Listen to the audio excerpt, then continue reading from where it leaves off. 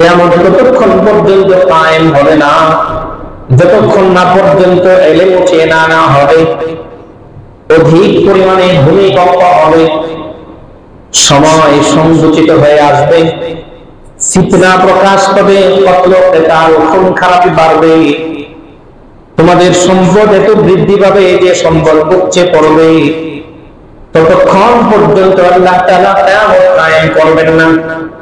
এই তিন হাদিস থেকে উলামায়ে কেরাম 50-এর উপরে কিয়ামতের বড় বড় আলামতগুলো বলছেন।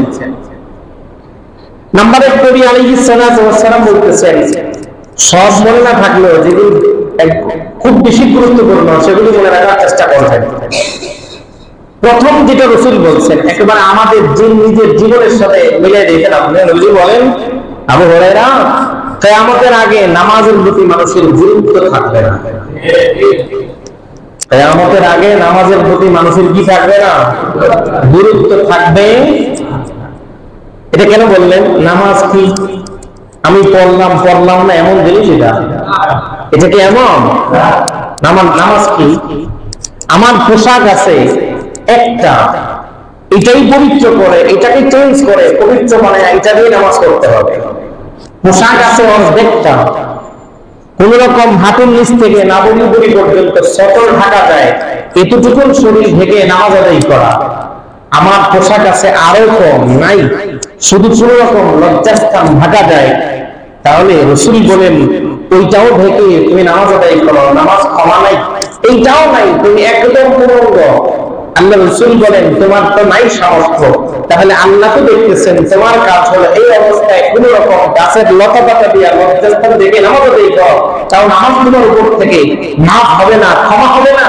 এটাও নাই, লতা পাতা নাই, মরুভূমিতে আছে, কিচ্ছু নাই, তাহলে তুমি যে অবস্থায় আছো সে অবস্থায় নামাজ আদায় করো।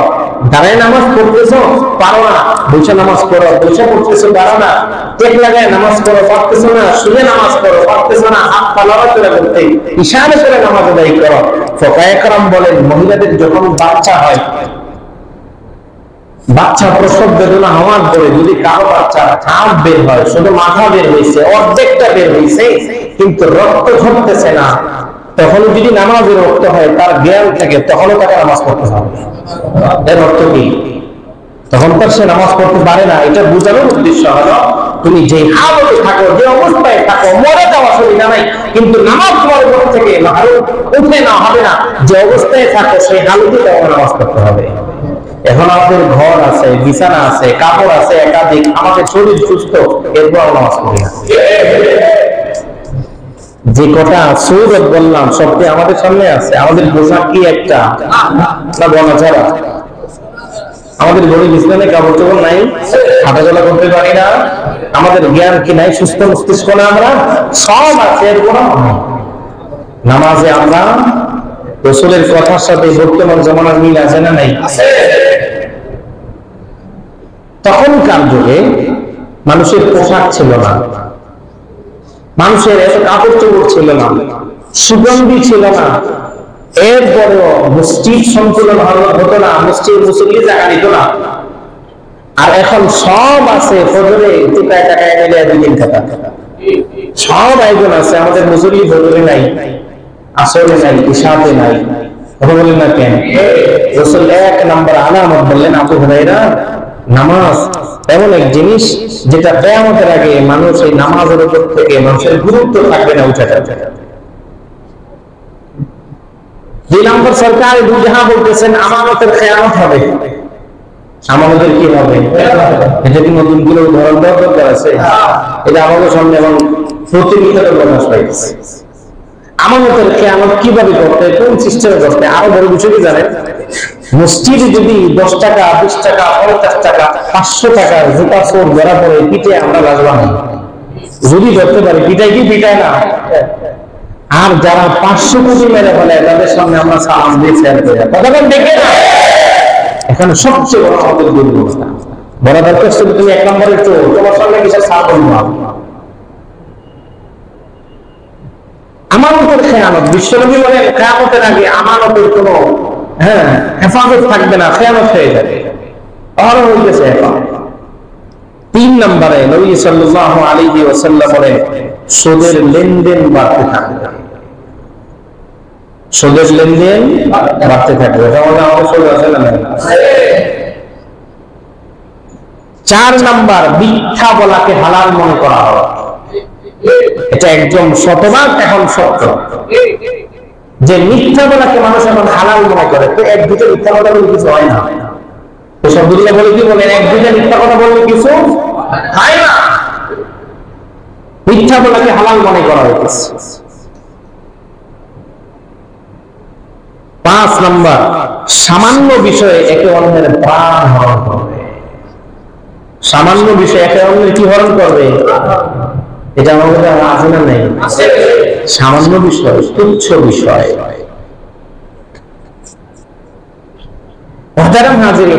এই তো একটা সব আছে এখানে, হয়তো ঘটনা চলছে। আজল করে যে ঘটনা ঘটছে গত কয়েকদিন, ছোট্ট এক বাচ্চা, বয়স মনে হয় 10 বা 11, হোটেলে থালা বাসন ধরে না এই কাজ করে। এখন গোলাগুলির আমার সেনা গন্ডগোল ছিল, ও গেছে দেখতে, ও দেখতে গেছে, এখানে গুলি লাগছে।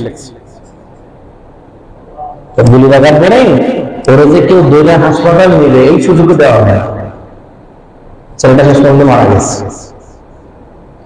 প্রত্যক্ষদর্শী এমন অনেকে আছে। আমি কাউকে দোষারোপ করতেছি না। কিয়ামতের আগে মানুষের জানকে জান মনে করা হবে না, মানুষের প্রাণকে পাখির চাইতে, পিঁপড়ার চাইতে বেশি মনে করা হবে। কথা বলেন, একটা পিঁপড়া মারতে গেলেও মানুষ চিন্তা ভাবনা করে। আগে করতো চিন্তা ভাবনা, এখন একটা মানুষকে মারতে গেলে মানুষ চিন্তা ভাবনা করে না। আমি কাউকে উদ্দেশ্য করে বলতেছি না। ল্যাবের সামনে 2 জনকে গুলি করা হয়েছে, হয়তো তারা অপরাধী, কোনো সন্দেহ না। 2টা মানুষকে সরাসরি গুলি করা, যে দেখছে তার বর্ণনা আমি বলতেছি। আমি এই হাদিসের সাথে বর্তমান প্রেক্ষাপট মেলানোর চেষ্টা করতেছি। 2 জনকে গুলি করছে, 1 ঘন্টা কাপড়ে তারা মারা গেছে। এই 1 ঘন্টার মধ্যে ল্যাবের থেকে, ইমার্জেন্সি থেকে 2 বার লোকজন বের হয়ে আসছে, স্ট্রেস নিয়ে তাদেরকে নিয়ে তাদের চিকিৎসা করতে দেওয়া হয়নি। 1 ঘন্টা পরে মারা যাওয়ার পরে 2টা লাশকে কাগজ দিয়ে দেখায় কোথায় নিয়ে গেছে আপনার মা। তাহলে কিয়ামতের আগে মানুষের ভিতরে মানুষ একজন আরেকজনের প্রাণ নিবে, দ্বিধাও করবে না, চিন্তাও করবে না। মুসলিম বলতেছেন 5 নম্বর, সামান্য বিষয়। সামান্য বিষয় না, সামান্য বিষয়। তো সামান্য বিষয় নিয়ে একজন আরেকজনের প্রাণকে হরণ করবে। পৃথিবীতে যত মারাত্মক মারাত্মক গুনাহ আছে তার মধ্যে একটা গুনাহ হলো আল্লাহ তাআলা কোরআনের আয়াতে বলেন যে কেউ যদি একজনকে মারে, হত্যা করে অন্যায়ভাবে, সে যেন সারা দুনিয়ার মানুষকে হত্যা করে। হত্যা এমন এক মারাত্মক জিনিস। শুধু আমাদের দেশে না, অন্যান্য দেশে অবস্থা এখন আছে না নাই? কিচ্ছু করার নাই। মানে কিচ্ছু আলাপ, ছোট্ট একটা মতের অমিল, অথবা তার সাথে আমার মতের মিল হয় নাই, সামান্য একটু সমস্যা আছে, ওর জীবন আমরা নিয়ে নিই। 6 নম্বরে নবী সাল্লাল্লাহু আলাইহি ওয়াসাল্লাম বলেন, উঁচু উঁচু ভবন নির্মাণ করা হবে। উঁচু উঁচু ভবন নির্মাণ করা হবে। 7 নম্বর, আত্মীয়তার সম্পর্ক ছিন্ন করবে। মানুষ আত্মীয়তার সম্পর্ক ছিন্ন করবে। 8 নম্বর, ইনসাফ উঠে যাবে। ইনসাফ উঠে যাবে, ইনসাফ, ন্যায় নীতি থাকবে না মানুষের কাছে।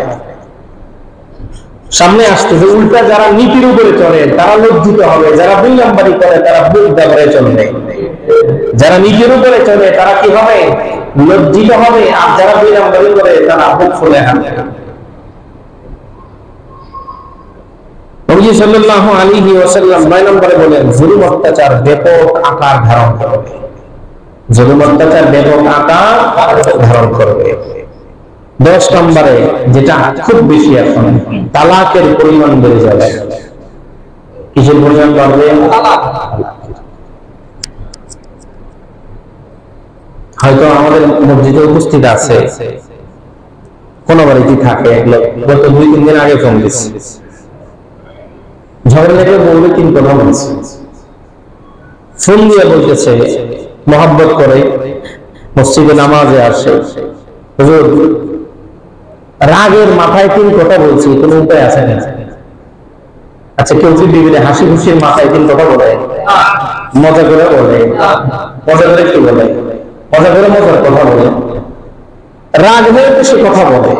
আমি বললাম রাগ হয়ে 3টা থাপ্পড় দিতা, রাগ হয়ে পরে 3 দিন বিছানা থেকে আলাদা, মা বলে পাঠাই দাও, কথা বলে করতাম না, এগুলো বললে সে কষ্ট পাইত কিন্তু সম্পর্ক নষ্ট হতো না। মুখ থেকে একটা আলফাজ বের হয়ে গেলে কথাটা কেউ দ্বিতীয়বার মুখে ফিরে নিতে পারে? আমার হাত থেকে ধনুক থেকে তীরের কাটি বের হয়ে গেছে, এটাকে আর ওখানে ফেরত আমি আনতে পারবো না।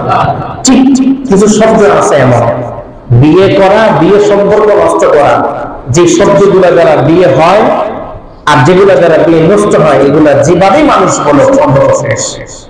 এখন আমার কেন আমার সদ্য ছিল অধিকার নাই সেটা জোড়া দেওয়া। কিয়ামতের আগে মানুষের ভিতরে, স্বামী স্ত্রীর ভিতরে আর পুরুষের মুখ থেকে এটা বের হয় না কেন, মেয়েরা কোথায় কোথায় এইগুলি আঘাত করে, করে কি করে না, মানে ছেলে রাগ হয় না কেন, স্বামী রাগ হয় আমার তার দোষ না কেন।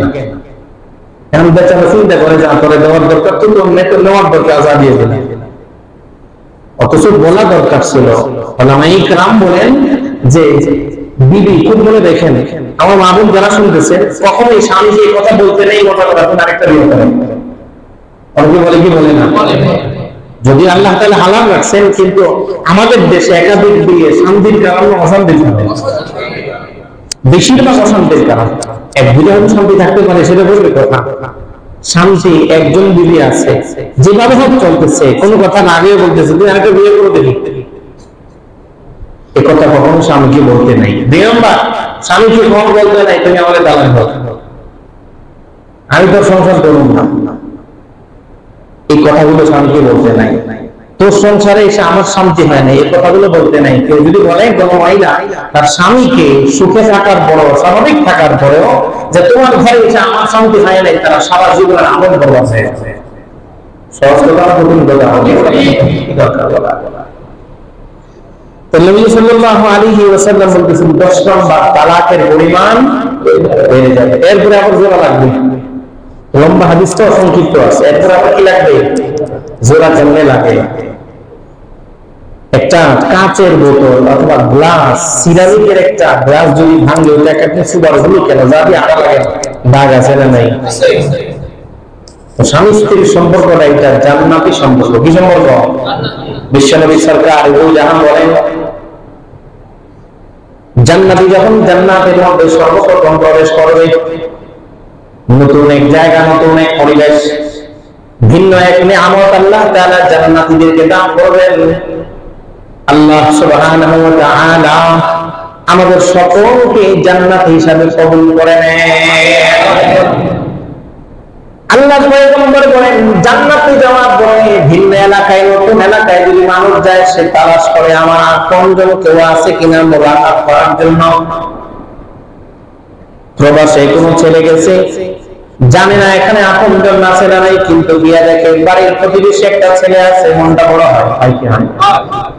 মনের মধ্যে একটা আতঙ্ক কাজ করতেছিল একটু আগে, সেটা থাকে না কেন, কাছের মানুষ পাওয়া গেছে। ভিন্ন এলাকা, পরিবেশ, আমি কিভাবে চলবো, কথা বলবো, কাজ করবো, সে আমাকে পরামর্শ দিবে। সরকার দুনিয়ার লম্বা সফর শেষ করে, কবরের হায়াতের, কবরের অবস্থা সফর শেষ করে, কিয়ামতের ময়দানে 50,000 বছরের, ফুলসিরাতের 30,000 বছরের পর পার হওয়ার পরে যখন জান্নাতের মধ্যে উম্মত জান্নাতে প্রবেশ করবে, সর্বপ্রথম তার সাথে দুনিয়ার বিবির মোলাকাত হবে। এর মানে কি, বিবি তার আগে জান্নাতে চলে গেছে, সুবহানাল্লাহ বলেন। সে জান্নাতে কাকে নিয়ে পাবে? তার বিবির সঙ্গে মোলাকাত হবে। এর অর্থ বিবি আগে গেছে না পড়ে গেছে? আগে গেছে, আগে গিয়ে অপেক্ষায় আছে আমার স্বামী দেবো না। তাহলে এই সম্পর্কটা শুধু দুনিয়ার সম্পর্ক না, জান্নাতি সম্পর্ক। তাহলে আপনি যার সাথে, যাকে জান্নাতে আগে দেখবেন, তার সাথে আপরোচ কেন? আবার মা বলেন, যার সাথে আপনি জান্নাতে অপেক্ষা করবেন যে যাওয়ার জন্য, তার বিরুদ্ধে এত অভিযোগ কেন? আবার জোড়া লাগাই চাপে, জোড়া লাগার উদ্দেশ্য কি? জোড়া লাগাই যখন চলতে থাকে, জোড়া যখন দেখা যায়, বিবাহের মধ্যে যখন সম্পর্ক শেষ হওয়ার পরে আবার যে কোনো ভাবে জোড়া লাগে, যত সন্তান হয়, বৈধ না অবৈধ, যতবার দেখা হয় সওয়াব না গুনাহ, তাহলে যে গুনাহ চলতেছে, অবৈধ সন্তান হয়েছে, আস্তে আস্তে দুনিয়া ধ্বংসের দিকে যেতেছে। নবী সাল্লাল্লাহু আলাইহি ওয়াসাল্লাম 11 নম্বর বলছেন আকস্মিক মৃত্যু বেড়ে যাবে। আকস্মিক মৃত্যু বুঝেন তো, হঠাৎ মৃত্যু। এখন আসলে অনেকে সকালবেলা যাচ্ছে, হঠাৎ করে আর নাই। এখন আমরা সমাজে দেখি না এমন, যেটা নাম দিয়েছে আমরা স্ট্রোক করে মারা গেছে, হার্ট অ্যাটাক করে মারা গেছে, ব্রেন স্ট্রোক করে মারা গেছে, প্রেশার বেড়ে গেছে মারা গেছে। হঠাৎ আকস্মিক মৃত্যু সংখ্যা বেড়ে যাবে। 12 নম্বরে নবী আলাইহিস সালাতু ওয়াস সালাম বলেন সত্যকে মিথ্যা, মিথ্যাকে সত্য মনে করা হবে। সত্যকে মিথ্যা, মিথ্যাকে সত্য মনে করা হবে। আমাদের এক পরিচিত গতকালকে মাগরিবের পরে কথা হইতেছে, আমি ওনার চাদকের মাধ্যমে একাধিকবার হজরত সফর হয়েছি। তো উনি ফোন দিয়ে কালকে কান্নার মতো ঘটনা কি 2023 সালে ওনার সাথে গ্রুপ লিডার কুমিল্লার 20 জন না 22 জন হাজি দিচ্ছে।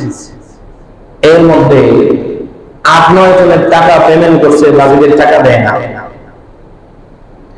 হাজিদের কান্না কাটিয়ে উনি নিজের পকেট থেকে 9,40,000 টাকা ভরে তাদেরকে হজ করে আনছেন, স্ট্যাম্পে শর্ত রাখছেন, তারপরে চেক রাখছেন যে আমরা হজ থেকে এসে 6 মাসের মাথায় বাকি 9,40,000 পেমেন্ট। 2023 গিয়া 24-এর হজও শেষ। তো ওনারা শুধু ঘুরাইতেছে। এক সপ্তাহ আগে থাকতে উনি উকিল নোটিশ বানাইছে যে ওনারা যদি টাকা না দেয়, ডেট পার হয়ে গেলে তখন তাদের বিরুদ্ধে মামলা করা যাবে। উকিল নোটিশ আসে, উকিল নোটিশ বানায়, উকিল নোটিশ পাই আমরা দৌড়ে আসছি। আচ্ছা রফা দফা করছে যে আমরা এত টাকা পারবো না, আমাদের মাফ করেন। উনি বলছেন আমি কেন মাফ করবো, টাকা নিয়ে গেছে আপনাদের গ্রুপ লিডার, আমি তো আপনাদেরকে এহসান করছি, আমার লাভ দরকার নাই, মূল টাকাটা দেন। শেষ পর্যন্ত দুইজনে মিলা 5 লাখ টাকা রফা দেওয়া হয়েছে। এখন কালকে উনি ফোন দিয়ে কান্না করতেছে, রফা দফা শেষ হওয়ার পরে ওনারা স্ট্যাম্প ফেরত নিচ্ছে, চেক ফেরত নিয়ে গেছে। এই স্ট্যাম্প আর চেককে মাধ্যম মানে কুমিল্লার আদালতে ওনার বিরুদ্ধে মামলা দায়ের করেছে যে উনি আমাদের কাছ থেকে টাকা নিচে হজ করায় নাই। উনি আমাদের কাছ থেকে টাকা নিচে কি করায় নাই, হজ করে নাই। সত্য না মিথ্যা? ওনাকে বললাম ভাই প্রমাণ আছে না? আসলে মানে ওনারা যে মোবাইল ছিল ওই কাগজপত্র আছে, হজের যে আমাদের ভিসা লাগছে সেটা আছে, হজের কপি আছে, বোর্ডিং পেপারের কপি আছে আমার কাছে। এটা মিথ্যা কিছু নেই। ওনারা আমার সাথে এক হোটেলে দেখছে, তার সব কিছু প্রমাণ আছে। কিন্তু এখন কি, এখন তারা আমাদের ঘুরাইতেছে, হয়রানি করতেছে। অর্থাৎ তারা আমার কাছ থেকে পুরো টাকাটা আবার বের করে নিয়ে যাবে। আমি হাজি সাহেবকে বললাম, উনি বলতেছে আদালতে উঠছিল এই অবস্থার আগে, বলতেছে হাজি সাহেব আল্লাহর ঘর ঘুরে এসেছেন, মক্কা মদিনা সফর করছেন, একটু বুক কাঁপলো না আদালতের মিথ্যা মামলা করতে? তাহলে কিয়ামতের আগে সত্যকে মিথ্যা, মিথ্যাকে সত্য মনে করা হবে। 12 নম্বরে নবী সাল্লাল্লাহু আলাইহি ওয়াসাল্লাম যেটা এখন আমাদেরকে উচ্চ আওয়াজে আমরা বলতে পারি না, সেটা হলো দুর্নীতিপরায়ণ মানুষদের সেবক মনে করা হবে। দুর্নীতিগ্রস্ত মানুষদেরকে আমরা কি মনে করব? সেবক।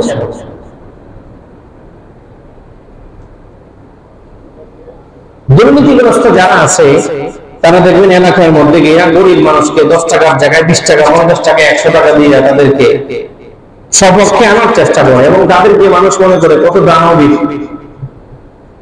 সব টাকা তার হালাল না, হারাম টাকাও আছে, সে দুর্নীতিগ্রস্ত। 14 নম্বর নবী সাল্লাল্লাহু আলাইহি ওয়াসাল্লাম বলেন অপবাদের আরো পরিমাণ বেড়ে যাবে। অপবাদ, কেউ একটা কাজ করে নাই কিন্তু তার উপর সে অপবাদ দেওয়া হবে, এই কাজটা সে করছে। 15 নম্বর আল্লাহ রাসূল বলেন লোকেরা সন্তান নেওয়া বন্ধ করে দেবে। লোকেরা সন্তান নেওয়া কি করে দেবে? দুইটার পিছনে একটা হলে ভালো হয় স্লোগান। দুইটার পিছনে একটা হলে সন্তান নেওয়া বন্ধ করে দেবে। 16 নম্বরে নবী সাল্লাল্লাহু আলাইহি ওয়াসাল্লাম বলেন নিচু বংশের, নিচু শ্রেণীর লোকেরা ধনী হয়ে যাবে। নিচু শ্রেণীর লোকেরা কি হয়ে যাবে? ধনী হয়ে যাবে। 17 নম্বর ভদ্র লোকেরা নিষ্পেষিত, লাঞ্ছিত হবে। যেটা বলছিলেন একটু আগে, যারা ভদ্র সৎ এরা কি হবে? জুলুমের শিকার হবে, লাঞ্ছিত হবে, অপমানিত হবে। 18 নম্বর আমানতের খেয়ানত। আগে বলে আমানতের খেয়ানত হবে, এখন আমানতের খেয়ানত করা হবে ইচ্ছা করা। 19 শাসক শ্রেণীর লোকেরা অহরহ মিথ্যা কথা বলবে। শুধু আমাদের দেশের পরিস্থিতি না, আপনি আজকে বিশ্বের যে কোনো দেশে তাকান, শাসক গোষ্ঠী যারা আছে সত্য বেশি বলে না মিথ্যা বেশি বলে? রাসূল বলেন তারা অহরহ মিথ্যা কথা বলে।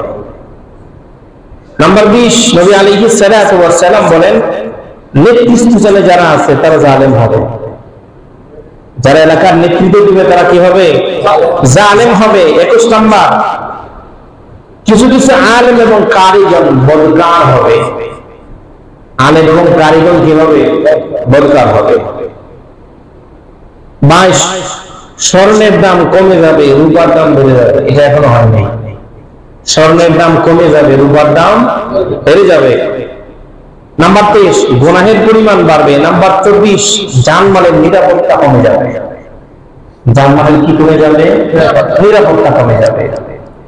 নবী সাল্লাল্লাহু আলাইহি ওয়াসাল্লাম 25 নাম্বার বলেন শরীয়তের দণ্ডবিধিকে অকার্যকর করা হবে।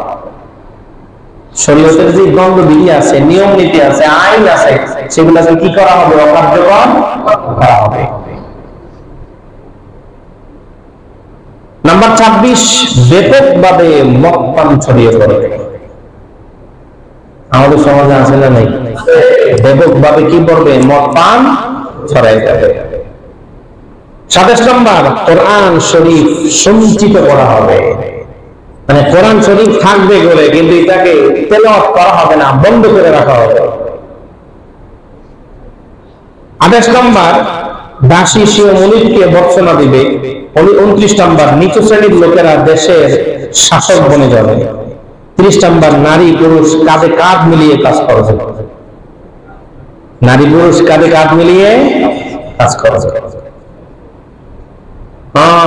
31 নম্বর, পুরুষরা মহিলার বেশ এবং মহিলারা পুরুষের ভেষ ধারণ করে। এটা আমাদের সমাজে আছে, আছে না নাই?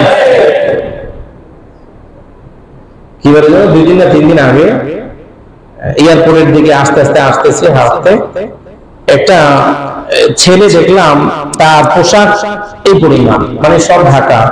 মেয়েটার পোশাক হাঁটুর একটু নিচে, গায়ে একটা টি শার্ট পরা, ওড়না নাই, কিচ্ছু নাই, হাঁটতেছে। মানুষের আশেপাশের মানুষের অবস্থা হলো যারা দেখতেছে সবাই তার দিকে জিনহার দৃষ্টিতে তাকাইতেছে। মানে ছেলের পুরো শরীর ঢাকা, মেয়ের অর্ধেকের বেশি খোলা। এখন ছেলেরা নাকি কানের মধ্যে জিনিসও পরে, দেখছেন নি? কেমন কানের মধ্যে কি লাগায়? জিনিস লাগায়। চুল লম্বা করে এটাকে সুন্দর করে কি করে? বেনি করে সুন্দর করে আটকায় রাখে। বলেন নারীরা পুরুষরা নারীদের বেশভূষা ধারণ করবে। গায়রুল্লাহর নামে শপথ করা হবে। আল্লাহর নাম ছাড়া অন্য কারো শপথ করা হবে। মুসলমানরা নির্দ্বিধায় মিথ্যা সাক্ষ্য দেবে। মুসলমানরা নির্দ্বিধায় মিথ্যা সাক্ষ্য দিবে। সম্মানের রেওয়াজ উঠে যাবে। দুনিয়া লাভের আশায় দ্বীন ইসলাম শিক্ষা